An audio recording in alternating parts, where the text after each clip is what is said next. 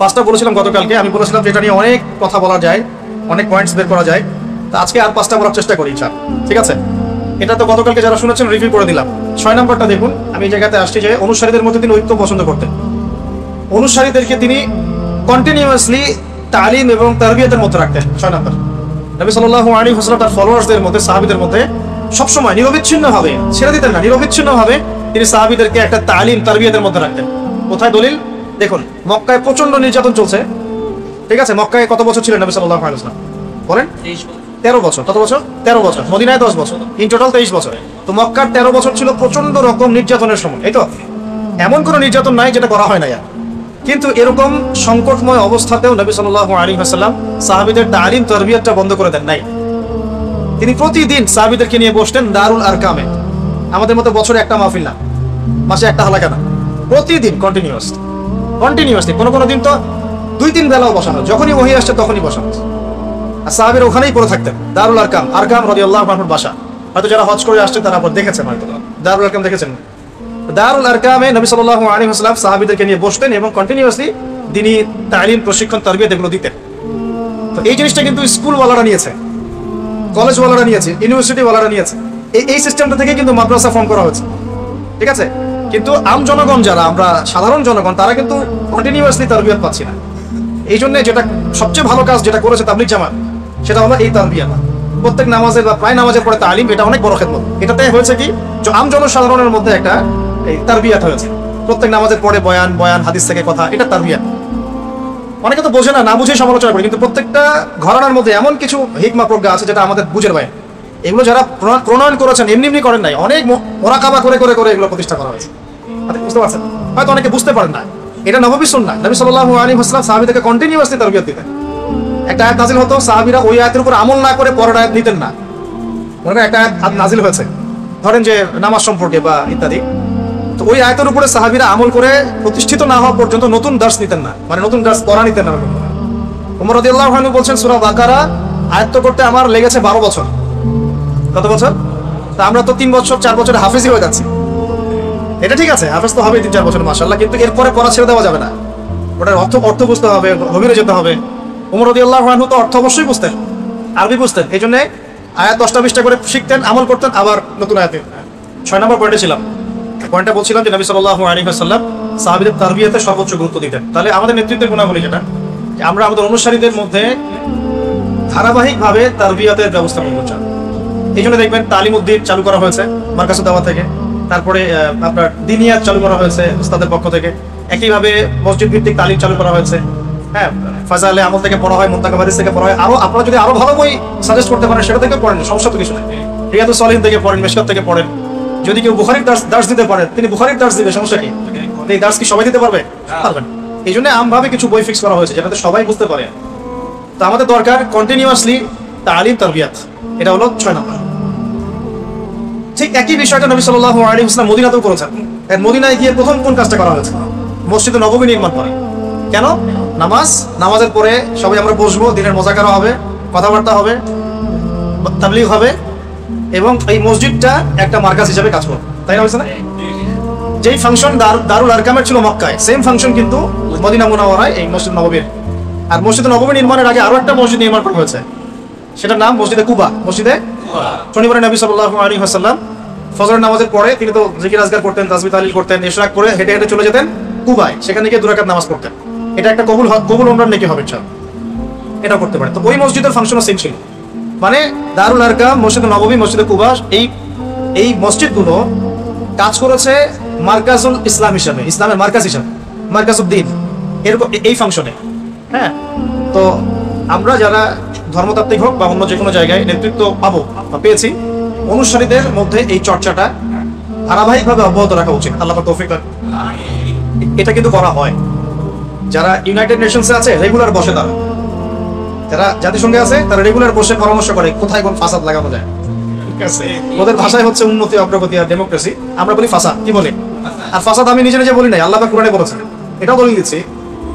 আল্লাহ পাক বলেছেন কি, ওয়াইযা কিলা লাহুম লা তুফসিদু ফিল আরদ, যখন তাদেরকে বলা হয় জমিনে ফাসাদ সৃষ্টি করো না, ক্বালু, তারা বলে ইন্নামা নাহনু মুসলিহুন, আমরা তো ইসলাহকারী, আমরা তো সংশোধনকারী, আমরা তো এখানে ডেমোক্রেসি প্রতিষ্ঠা করতে আসছি, আমরা তো এখানে সাম্য প্রতিষ্ঠা করতে আসছি, আমরা আসছি সন্ত্রাসীদেরকে মেরে ফেলবো যাতে বিশ্বে শান্তি স্থাপিত হয়। মারতেছে সব মুসলমানদের, সব মুসলমান, ঠিক আছে? তো আল্লাহ পাক কিন্তু কোরআনে সবই বলেছেন, আমরা বুঝি না। আল্লাহ বলছেন যখন আমরা বলি যে দুনিয়াতে ফাসাদ সৃষ্টি করো না, তারা বলে আমরা তো ইসলাহকারী, সংশোধনকারী।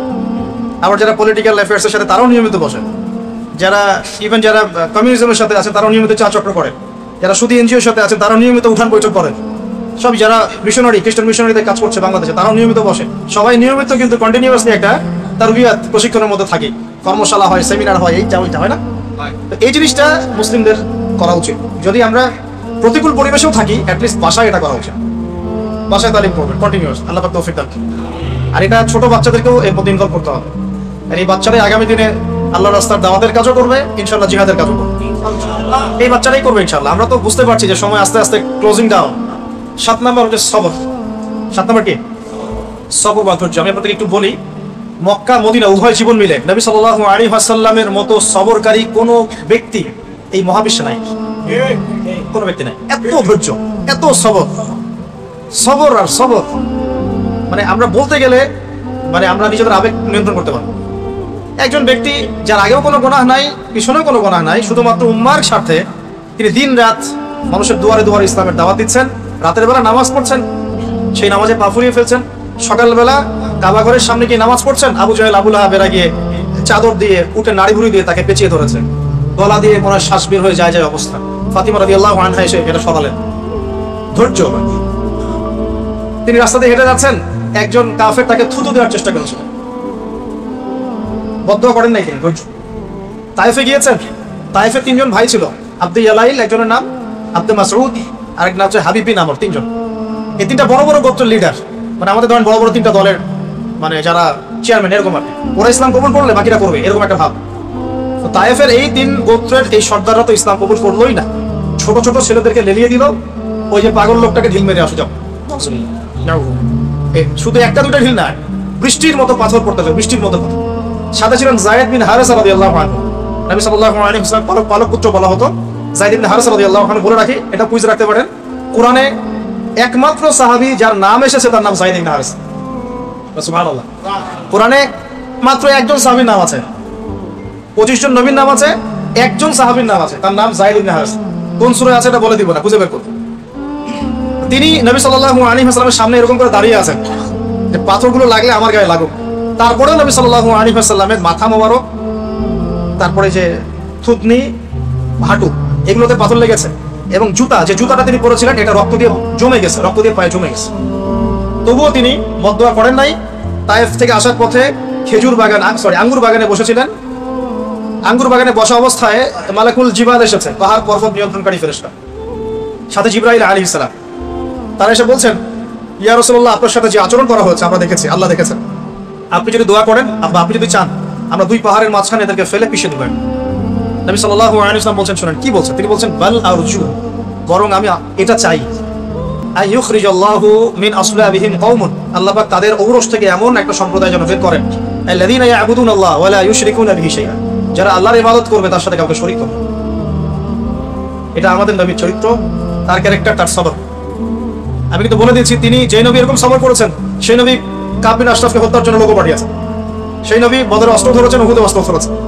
বুঝতে হবে কখন কি, কারণ এটা তিনি উম্মার জন্য করছেন, উম্মার স্বার্থে, দিনের স্বার্থে। ব্যক্তিগত আক্রোশের কোনো প্রতিশোধ তিনি নেন নাই। একজন সাহাবীর নাম বলি, আবু হুরায়রা রাদিয়াল্লাহু আনহু, শুনেছেন? আবু হুরায়রা রাদিয়াল্লাহু আনহু কোন গোত্রের আপনারা জানেন? এই তায়েফের সেই যে গোত্রটা ছিল তার পরবর্তী জেনারেশন হচ্ছে আবু হুরায়রা রাদিয়াল্লাহু আনহু। সেদিন যদি বদদোয়া করা হতো হয়তো আজকে আপনি আবু হুরায়রা রাদিয়াল্লাহু আনহুকে পেতেন না। সুবহানাল্লাহ। সবর, সবর কি? নিজের চাচারা সারাদিন গালিগালাজ করে, খুব কষ্ট না? যে স্ত্রী, সন্তান, আশপাশের মানুষ যদি বিপথে চলে যায়, আপনাকে সাপোর্ট না করে, কষ্ট না এটা? এর চেয়ে বড় কষ্ট আর কি হতে পারে? চাচারা সারাদিন গালিগালাজ করে, মানুষ তাকে সারাদিন গালি দেয়, কেউ বলে মাজনুন, পাগল, এই যে পাগল যাচ্ছে, আপনি মনে করেন রাস্তায় যাচ্ছেন, কেউ 4-5 টাকা লোকজন বলছে এই যে পাগল যায়, কেমন লাগবে আপনার শুনতে? যাচ্ছেন আপনি, কেউ বলছে এই যে মাজনুন, এই যে সাহের, জাদুকর যাচ্ছে, এই যে কাযযাব, মহামিথ্যাবাদী যাচ্ছে, এই ফারিকুল জামাত বিভক্তকারী যাচ্ছে, এরকম প্রায় 15-16টা গালি তাকে খেতে হয়েছে। সবর করেছেন, ধৈর্য ধরেছেন, সবর। সাহাবীদেরকে অত্যাচার করা হচ্ছে তার সামনেই। অনেক সময় নিজে সবর করা যায় কিন্তু অন্যের কষ্ট দেখা যায় না। সাহাবীদেরকে তার সামনে মারা হচ্ছে, কাউকে ঝুলিয়ে, কাউকে ওই বালুর মধ্যে শুইয়ে, কাউকে পাথর চাপা দিয়ে, কত কি। সুমাইয়া রাদিয়াল্লাহু আনহাকে বর্ষা নিক্ষেপ করে হত্যা করা হলো। বেলাল ইবনে রাবাহকে মরুভূমিতে শুইয়ে নির্যাতন করা হচ্ছে। সোহাইব রুমিকে এমন আঘাত করা হচ্ছে চোখ নষ্ট হয়ে গেছে একটা। তারপরে উসমান বিন আফফানকে নিচে চাটাই দিয়ে ধোঁয়া দেওয়া হয়েছে। আবু বকর রাদিয়াল্লাহু আনহুকে পর্যন্ত জুতা দিয়ে আঘাত করা হয়েছে। কয়জন সাহাবী বাদ ছিলেন? কিছু কিছু সাহাবীকে আঘাত করার সাহস হতো না, তাদেরকে আঘাত করতো না তারা, যেমন হামজা রাদিয়াল্লাহু আনহু, ওমর ইবনুল খাত্তাব রাদিয়াল্লাহু আনহু। আঘাত করলে তো খবর আছে, 10 জন মিলাতে পারবে না তার সাথে। বাকি দুর্বলদের উপর অমানবিক নির্যাতন চলতো। নবী সাল্লাল্লাহু আলাইহি ওয়াসাল্লাম বলতেন, ইসবিরু, তোমরা সবর করো, ফাইন্না মাউইদাকুমুল জান্নাহ, তোমাদের জন্য অপেক্ষা করছে জান্নাত। নেতৃত্বের গুণাবলী, ধৈর্য, প্রচন্ড ধৈর্য এবং অনুসারীদেরকেও ধৈর্যশীল হতে হবে। আল্লাহ পাক তৌফিক দান। আসসালামু আলাইকুম। ভিডিওটা যদি ভালো লাগে তাহলে ভিডিওতে একটা লাইক, কমেন্ট, শেয়ার এবং নতুন দর্শক হয়ে থাকলে অবশ্যই চ্যানেলটা সাবস্ক্রাইব করবেন।